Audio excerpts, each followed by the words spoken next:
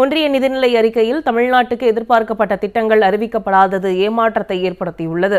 மக்களவையில் ஒன்றிய நிதியமைச்சர் நிர்மலா சீதாராமன் இன்று நிதிநிலை அறிக்கை தாக்கல் செய்த நிலையில் மதுரை, கோவை மெட்ரோ ரயில் உள்பட தமிழ்நாட்டுக்கு எதிர்பார்க்கப்பட்ட திட்டங்கள் அறிவிக்கப்படாதது ஏமாற்றத்தை ஏற்படுத்தியுள்ளது.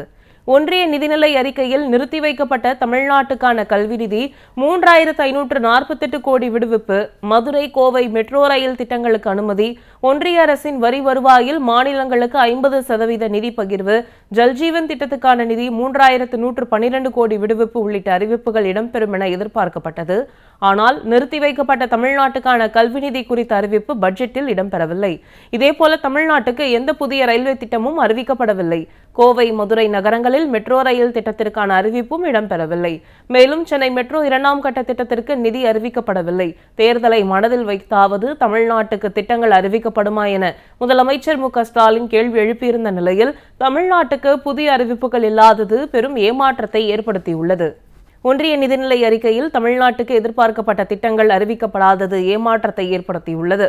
மக்களவையில் ஒன்றிய நிதியமைச்சர் நிர்மலா சீதாராமன் இன்று நிதிநிலை அறிக்கை தாக்கல் செய்த நிலையில் மதுரை, கோவை மெட்ரோ ரயில் உள்பட தமிழ்நாட்டுக்கு எதிர்பார்க்கப்பட்ட திட்டங்கள் அறிவிக்கப்படாதது ஏமாற்றத்தை ஏற்படுத்தியுள்ளது.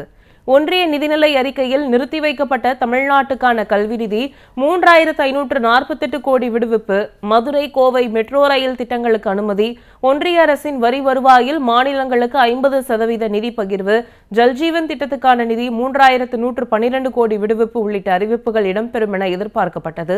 ஆனால் நிறுத்தி வைக்கப்பட்ட தமிழ்நாட்டுக்கான கல்வி நிதி குறித்த அறிவிப்பு பட்ஜெட்டில் இடம்பெறவில்லை. இதேபோல தமிழ்நாட்டுக்கு எந்த புதிய ரயில்வே திட்டமும் அறிவிக்கப்படவில்லை. கோவை, மதுரை நகரங்களில் மெட்ரோ ரயில் திட்டத்திற்கான அறிவிப்பும் இடம்பெறவில்லை. மேலும் சென்னை மெட்ரோ 2ஆம் கட்ட திட்டத்திற்கு நிதி அறிவிக்கப்படவில்லை. தேர்தலை மனதில் வைத்தாவது தமிழ்நாட்டுக்கு திட்டங்கள் அறிவிக்கப்படுமா என முதலமைச்சர் மு.க.ஸ்டாலின் கேள்வி எழுப்பியிருந்த நிலையில் தமிழ்நாட்டுக்கு புதிய அறிவிப்புகள் இல்லாதது பெரும் ஏமாற்றத்தை ஏற்படுத்தியுள்ளது.